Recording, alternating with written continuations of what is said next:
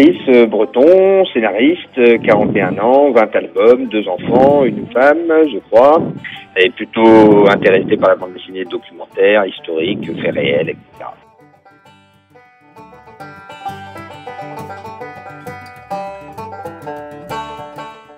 La bande dessinée du réel, c'est pendant longtemps, c'est surtout en réaction en fait à l'histoire de la bande dessinée qu'il a souvent cantonnée dans les littératures de l'imaginaire, science-fiction, heroic fantasy ou l'humour. Et en réalité, depuis les années 90, on s'est découvert non seulement une passion, mais aussi une capacité à raconter le monde tel qu'il est ou à le reconstituer. Et pour ça, la bande dessinée a quand même beaucoup d'armes. Et donc, que ce soit en tant que lecteur ou en tant qu'auteur, ça m'intéresse énormément.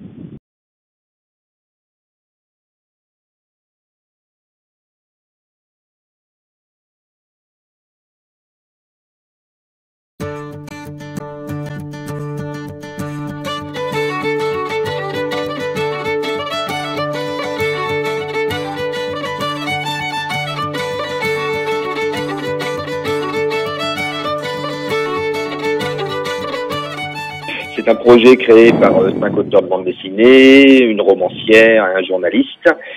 Et donc on a mis 2 ans à peu près à monter, à voir le jour. Et c'est une revue trimestrielle, papier et numérique, entièrement consacrée à la bande dessinée de documentaires, de reportages, enquêtes, etc., qui fait 228 pages, qui sont que des récits créés spécialement pour la revue dessinée, et qui alternent des récits longs qui peuvent même courir sur plusieurs numéros, et des récits plus courts, ou même des chroniques quotidiennes, qui alternent également le fait divers, la politique, l'économie, la culture, l'histoire, la biographie. Voilà, beaucoup de choses sont possibles. Ce n'est que du réel, mais tout le réel, et ça fait déjà beaucoup.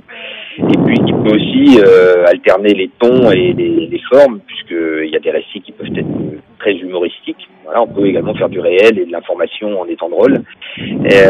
D'autres choses plus noires, évidemment, d'autres choses plus engagées, d'autres choses plus factuelles. Voilà. Après, il y a aussi beaucoup de liberté laissée aux auteurs pour développer leur art en matière de dessin documentaire et de reportage.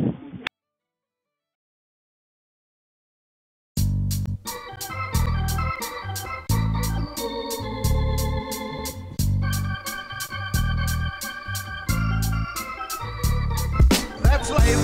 That's life. That's what all the people say. You're riding high in April, shot down in May.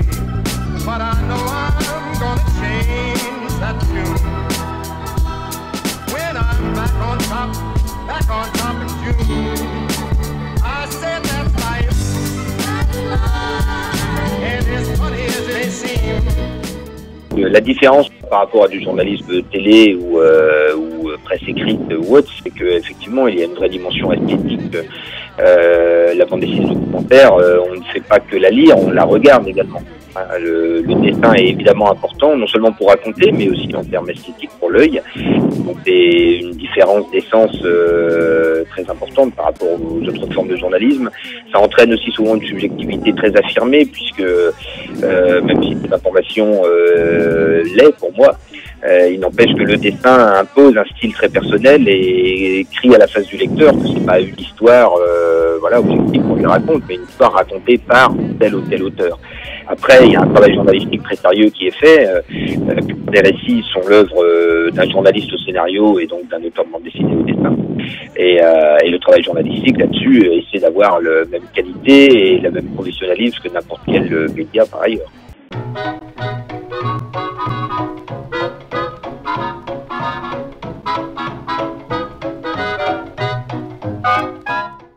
Moi, c'est plutôt du plaisir d'abord, parce que ça me permet en tant que lecteur aussi de lire des choses que je n'aurais pas lues autrement. Ça me permet d'éditer des auteurs que j'aime beaucoup, tant artistiquement qu'humainement. Donc c'est aussi une fierté parce que quelque part, on permet à des auteurs d'être aussi correctement payés sur des projets pas toujours faciles.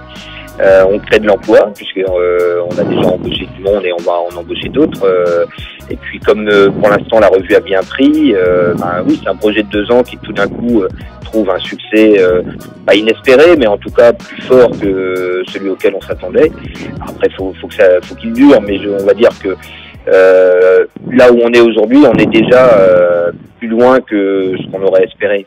Donc c'est de toute façon gagné. Alors après, tant mieux si on dure 20 ans, mais voilà, l'essentiel, créer une revue par des auteurs uniquement sur un thème particulier, le diffuser assez largement en librairie, etc. Ça, c'est déjà réussi. Voilà, après, on a évidemment pas d'autres choses à faire encore.